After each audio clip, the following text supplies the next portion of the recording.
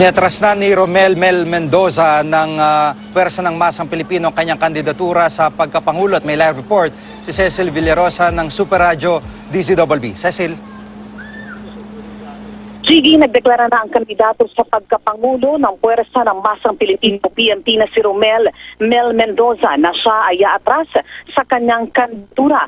Sa isang pulong balitaan sa Maynila, inanunsyo ni Mendoza ang kanyang desisyon. Bago naman mag-alas 5 ngayong hapon, ay formal na naihain ni Mendoza sa Comelec Law Department ang kanyang statement of withdrawal. Inamin ni Mendoza na naghain lamang siya ng kandidatura noong Oktubre ng nakaraang taon dahil sa pahayag ni Manila Mayor Joseph Estrada na iniisip pa rin niya noon na tumakbong Pangulo. Pinaghahandaan kasi noon ng dating Pangulo ang posibilidad na mapatawa ng disqualification si Senador Grace Poe o di kaya ay magdanggo si Vice President Jomar Binay na kapwa kumakandidato sa pagkapangulo. Binanggit pa noon ni Estrada na mahalagang may tumayong standard bearer mula sa hanay ng oposisyon. Pero ayon kay Mendoza, hanggang sa pagsapit ng December 10, 2015, ang deadline sa paghahain ng substitution na natili ang desisyon ni Estrada na ituloy ang muli niyang pagtakbo bilang alkalde ng Maynila.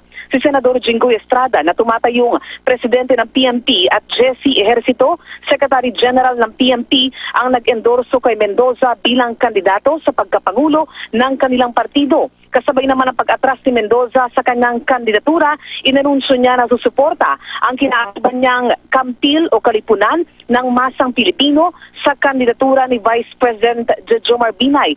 Si Mendoza, Secretary General ng grupong Kampil, at ayon sa kanya, mayroon silang 10,000 mga miyembro sa buong bansa.